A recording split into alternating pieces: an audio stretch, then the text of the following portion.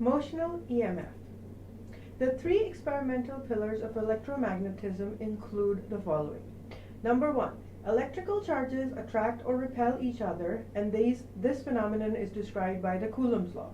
Current-carrying wires attract or repel each other, and this is described by Ampere's law of force. Magnetic fields that change with time induce electromotive field, and that is described by Faraday's law. So first off, we will start by explaining what is motional EMF.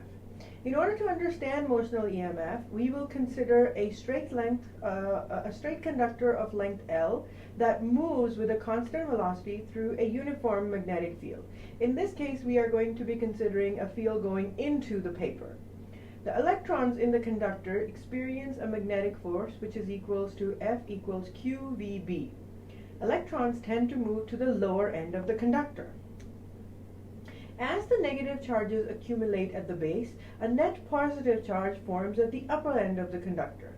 The result of this charge separation is that an electric field is produced in the conductor. Charges build up at the ends of the conductor until the downward magnetic force is balanced by an upward force. There is a potential difference between the upper and the lower ends of the conductor, which is given by F equals QE equals QV over L, where F is nothing other than QVB. So the voltage across the conductor will be given by BLV by just solving this above equation. So the magnitude of the motional EMF is going to be given by delta phi equals B dot dA equals BL delta X. So delta A is the area that we are considering, L is the length of the conductor, B is the field. So the delta phi will actually equals to B, length of the conductor, times delta X, which is how far away did this conductor move inside the magnetic field. E will be equals to delta phi B over delta T, which is equals to BL delta X over delta T, which is BLV. So now note, I'm going to go back a page. Your V was equals to BLV. Your E is also equals to BLV. So what does that mean? That this E and this V, this potential and this is exactly the same. Now let's do an example. A square metal loop made up of 4 rods of length L moves at a constant velocity V. The magnetic field in the region has a magnitude B. Elsewhere, the magnetic field is 0. The loop has a resistance R. At each position, 1 through 5, state the direction, clockwise or anti-clockwise, and the magnitude of the current in the loop. So here's the loop. It goes through positions 1, 2, 3, 4, 5, right? And the B field only acts over this area as I am showing. So I'm going to try to draw this picture, so bear with me here and as we go through this. So we know that given B field is in this direction only, and our loop moves through these different spots. Okay? So let's suppose that this is my field, and I'm going to make my loop with green. So on position 1, the loop is definitely not in any of the, in the presence of a B field. So as this moves here, I'm going to call this position 1. Loop is out of the B field. This implies motional EMF is going to be 0, which implies I will be equals to 0. Okay? Now at position 2,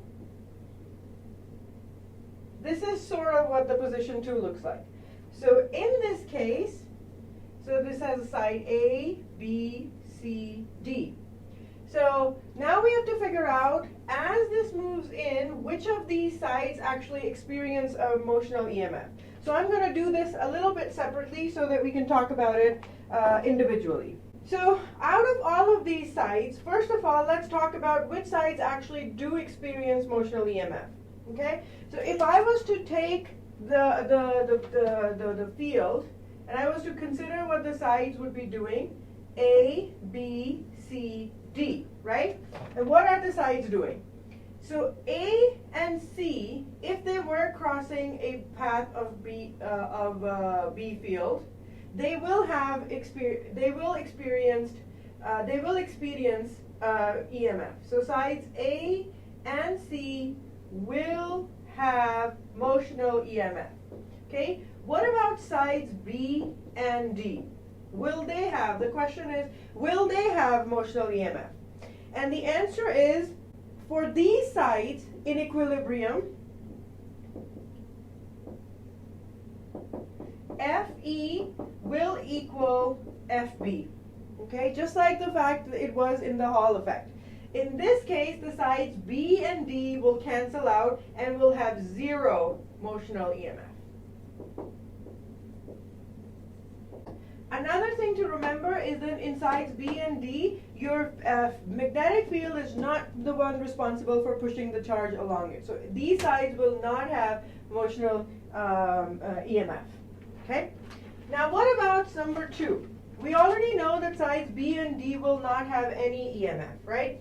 But what about sides A and side C? Now side A is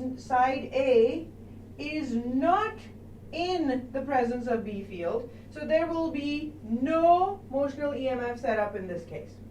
But in side C, that is actually experiencing a B field.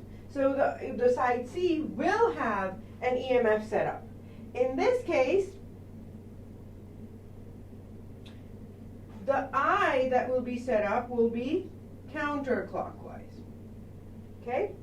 And the numerical value of it will be E over R, and we calculated E to be VBL over R. Okay? Now what about when this is totally inside the magnetic field? Now what happens to sides A, B, C, and D? So we know sides B and D will not have any motional EMF. But in this case, both sides A and side C will have motional EMF.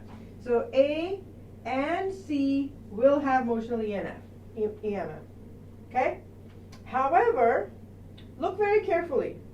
So the motional EMF that will be placed will be counterclockwise in this direction, but it will be produced clockwise in this direction. In a sense that once they're in the field, they will each cancel out. The amount that's set up here and the amount that's set up there will exactly equal each other, and the total current through there will become equals to 0. Okay? Now what about a situation where this happens? Now this is opposite to this case here. In this case, side A is still inside the B field. So that means side A is the only one that will have EMF set up. Okay? So in this case, the EMF was set up going counterclockwise, and in this case, the EMF will be set up going clockwise.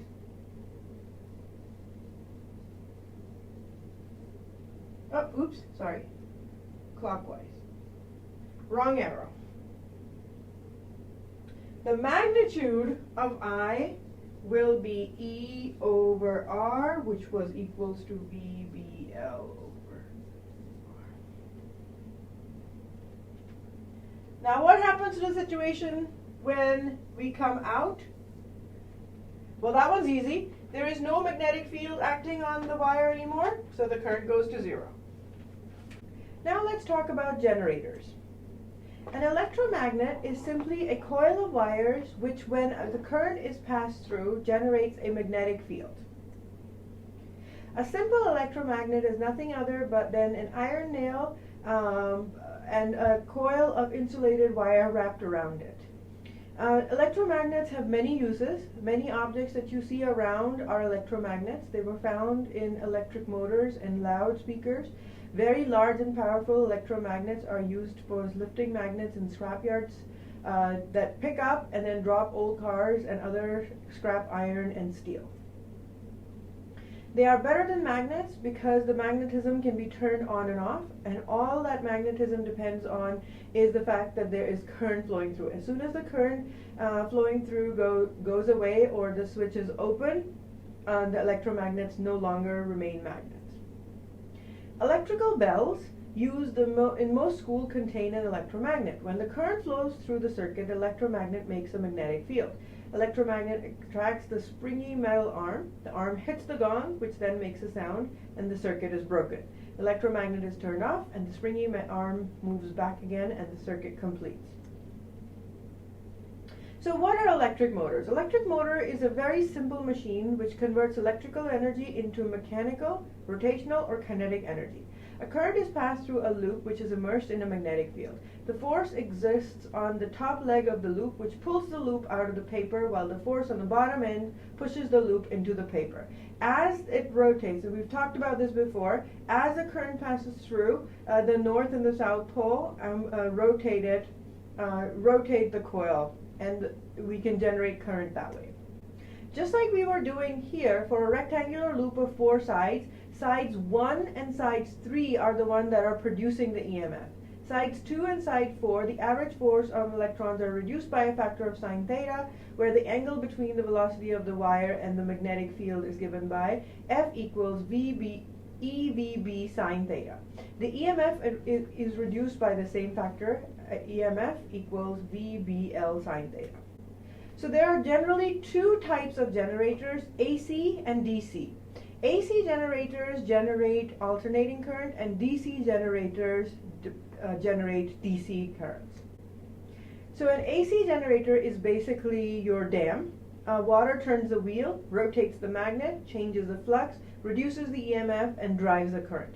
Dynamic microphones, for example, some telephones, for example, are caused by sound, oscillating wave pressure waves, oscillating coils, magnetic flux, induced EMF, current circulating in the wire.